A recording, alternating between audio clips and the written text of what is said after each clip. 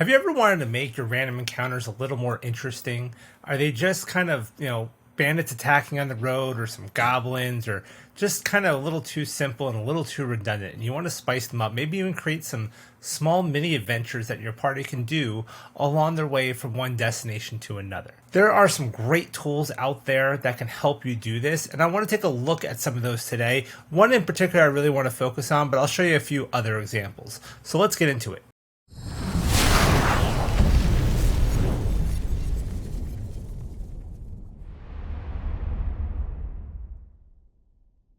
Hey everybody, I'm Joe, and this is the GM Toolbox, your go-to place to get all the tools that you need to enhance your TTRPG games.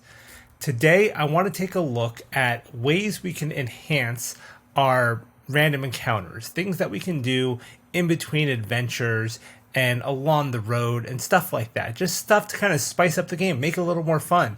Or maybe you just want to throw together a quick one-shot for your friends, whether it be at a convention or you just have some friends over that want to play a quick game and you don't have much prepared. What can we do with this kind of stuff? Well, there's a few options.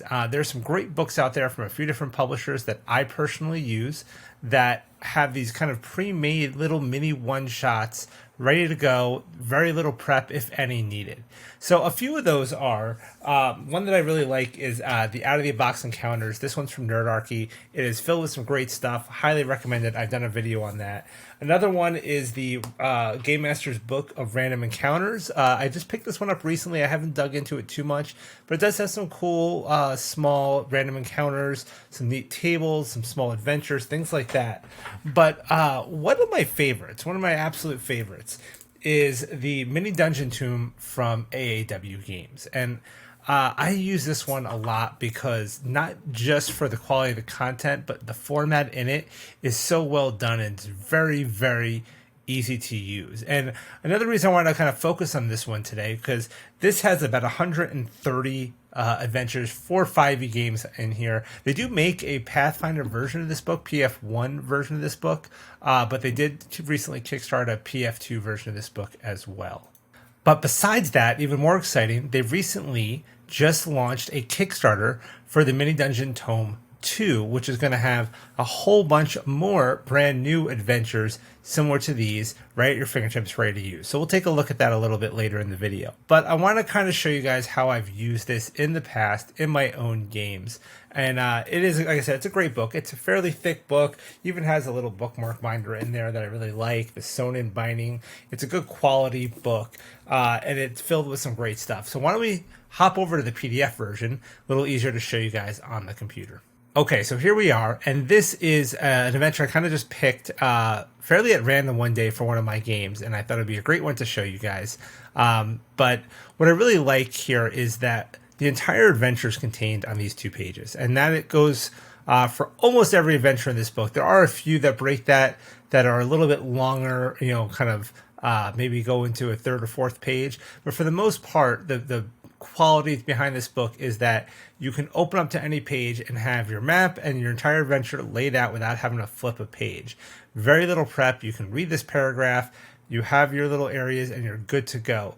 So I actually had my players walking through the forest, and I was trying to come up with something to do along the way, and I was like, oh, I could have, some kind of creature attack or some wolves or an owl bear or something. And then I thought about, let me go grab that book. So I called for a quick break to the game. I was like, hey, everyone take a bathroom break, grab a beer, whatever. So they all did that, and I grabbed this book, and I kind of flipped through real quick, and I saw a page with a forest setting, and I stopped on this, and I read it real quick, and it was a really neat one. And basically, there were these nymphs that basically built this bridge, this stone bridge over a river to help this town so that they can access the other side of the river and these hunting grounds more easily. But it's a very dangerous, rapid river, and they use these special stones they got from this area up in the mountains. And those are protected by stone giants. So when the stone giants found out that they took these stones, they were mad, and they came down to reclaim the stones. And when the players arrived on the scene here, there was these 2 nymphs and this stone giant kind of facing off, and the stone giant either wanted payment or he was going to take the stones back. He wanted one of them to basically serve their tribe forever and they weren't having that.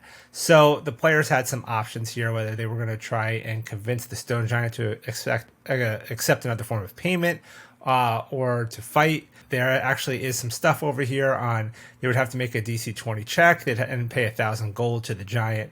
Fortunately, they failed on that, and the giant then started pulling rocks off the bridge and chucking at them.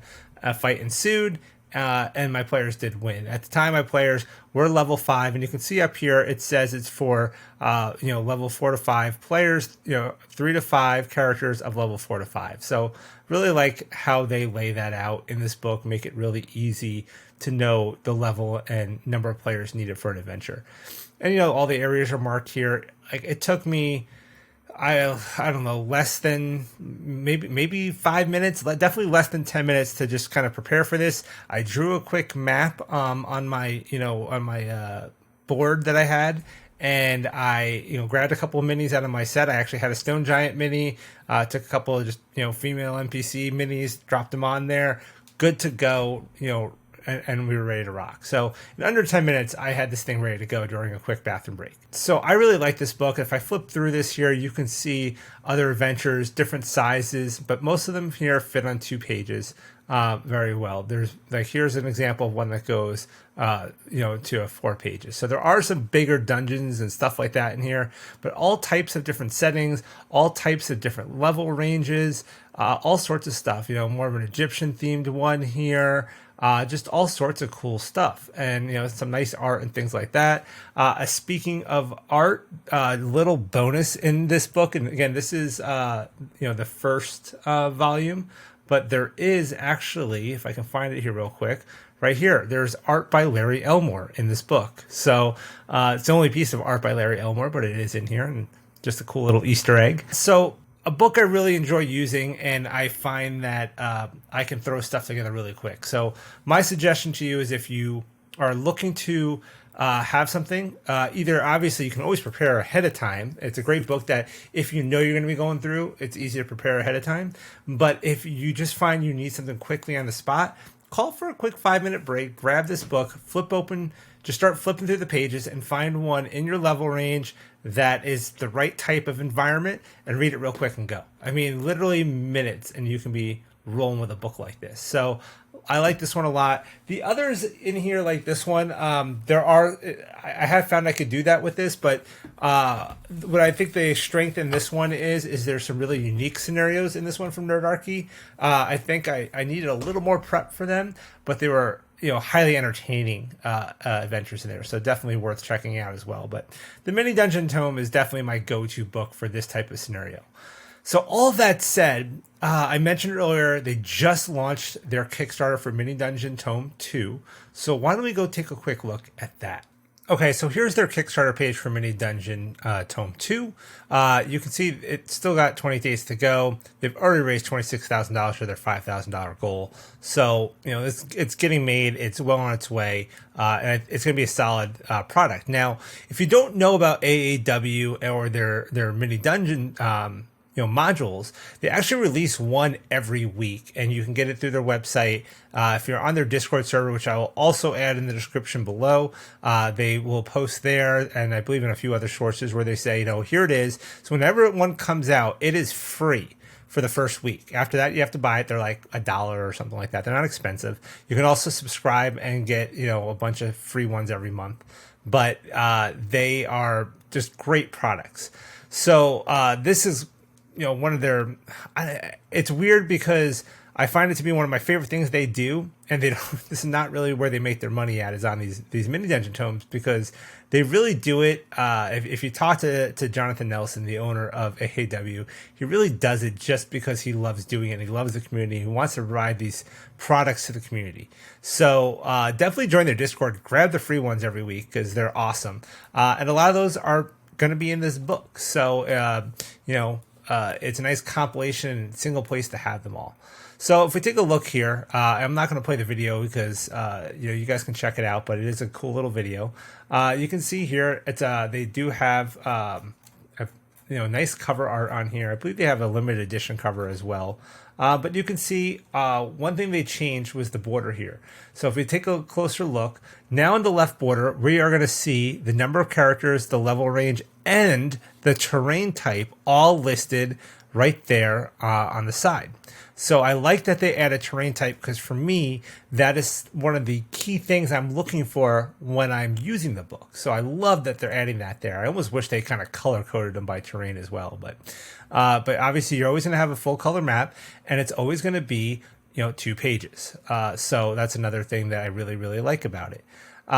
So the mini dungeons are all color coded by adventure tier. So that's what the colors are: adventure tier 1, 2, 3, and 4 of play for your convenience. So you'll always have exactly what you need to run a game, even if you have no time to prepare. So that is actually probably smarter to do it by tier. So if you're tier 1, make sure you stick to the green section, and then find one that is a forest terrain or a desert terrain or whatever you happen to need. Really, really nice. The next thing you're going to notice here is kind of cool. They did a breakdown of the level ranges of the modules. So you'll notice here that a little over 38% of these are going to be tier 1, what they call local heroes, and nearly half of them are level 5 to 10. Only about 10% are level 11 to 16, only 2% are level 17 to 20. Why is that? Well, because let's face it, the majority of 5e games really don't go much past level 10. This is where most of us play at, is in those first 2 tiers. So it makes sense to put the majority of the adventures in that range. Generally, when you're in this tier 4 range, you are doing some epic campaign ending kind of stuff, and you're not really focused on these side quests as much anymore. You might do a little bit though in that tier 3 range. It is nice to have some options, but I like that the majority of it's spent here, especially in this tier 2, because that's kind of the sweet spot in 5e. That's where I think most of us have the most fun, is in that level 5 to 10 range. I'm a big fan of like level 8 is like kind of my sweet spot personally. So really, really nice. AAW has this money back guarantee. So if you bat the Mini-Dungeon Tome at any print copy pledge level and decide that the book isn't for you within 1 month of receiving it, you may return it for a full refund of the pledge amount. So that's super cool. Now, obviously, digital rewards, like a PDF, they can't, do that with because of, piracy and stuff like that. But you can return your book and get your money back on it, which is really, really cool.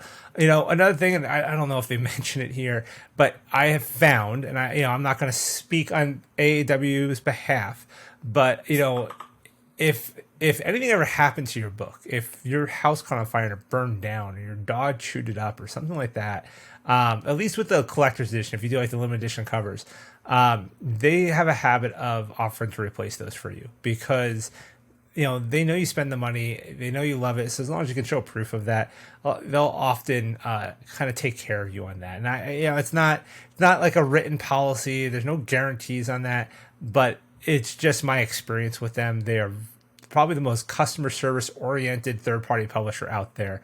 They absolutely love their fans. In fact, if you're at Gen Con this year, stop by their booth. I'll actually be there at their booth as well. Come and say hi. They do it. They go to Gen Con for the fans. They absolutely love their fans. If you want books signed, bring your books. They're all about it. So check them out at Gen Con this year if you happen to be there. So we can see 3 print editions here. So we have the standard hardcover. Here is that limited edition hardcover. Kind of cool. I know they had. I have to see. I'll have to ask Jonathan Nelson about the art. When they did their recent Roltmork Kickstarter, the limited edition cover there was the artist that did that is some local artist up in Washington who does a lot of like posters and stuff for local bands and things like that. So I wonder if it's the same artist, but it's a very interesting cover. And they also have a soft edition cover as well, pocket edition. I love pocket editions, by the way. Pocket editions are great. Colo Press does them. Highly recommend it. I think more publishers should do it. This is the first one I've seen from AAW. I'm really glad he's doing it, and I hope he does more of them in the future. So this book includes over 100 short adventures and one-shots for 5th edition. Full color maps, theme art for adventures. I'm going to guess that, I haven't scrolled down yet, but I'm going to say that stretch goals are going to probably add to that. Limited edition cover art by Nat Dam. Only 500 prints will be made. So, I'm going to have to get one of those. The pocket edition, there we go. And then here's our different pledge levels. There's also a soundtrack. So it is the Mini-Dungeon Tome soundtrack. It's a new release for 2023. So I don't know if that means that there's new audio files or it's the old ones that have been updated or the old ones with some new ones. I'll have to get details on that because I haven't asked. So here's some info on the soundtrack. It says here that the soundtrack includes 33 tracks with ambient exploration and combat tracks provided for 11 different terrains, including Arctic Coast, Desert, Dungeon, Forest, Grassland, Mountains, Planar Swamps, Underworld, and Urban City. There's also a digital map pack. It includes every map from the book. That's a must-have right there, especially if you're using VTTs or you're using like a TV on the table like I often do. That's a must-have. I mean, you want that. So really, really cool. They are going to do virtual tabletops for Foundry, Fantasy Grounds, and Roll20. I'm guessing that he hasn't told me yet, but I'm doing the Foundry version of that.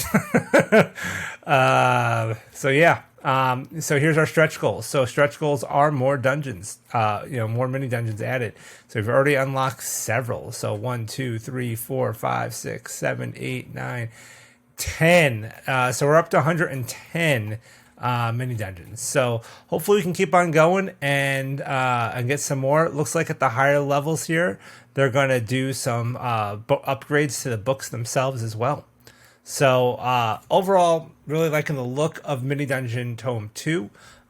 If you don't already have the first one, get it. It is, in my opinion, a must-have. So I think that about wraps it up for today. I hope you kind of like this new format that I'm trying out, trying to kind of give you guys a bit of a problem statement, a challenge that we might face and how I use these third-party tools to face that challenge and how I kind of overcome those and different items I like to use to improve on those situations. So that wraps us up for today on the Mini-Dungeon Tome, both volumes 1 and 2 from AAW Games. I'll put a link in the description to where you can pick up volume 1 and a link in the description to the Kickstarter for volume 2. Please check them out. Please support your third-party publishers now more than ever. I know a lot of you are maybe not as happy with Wizards of the Coast, and that's fine. But 5th edition is a solid rule system. I'm very glad they released it into the Creative Commons, and third-party publishers could take that to the next level, and they have. So make sure you support your third-party publishers, everybody. Until next time, roll those dice.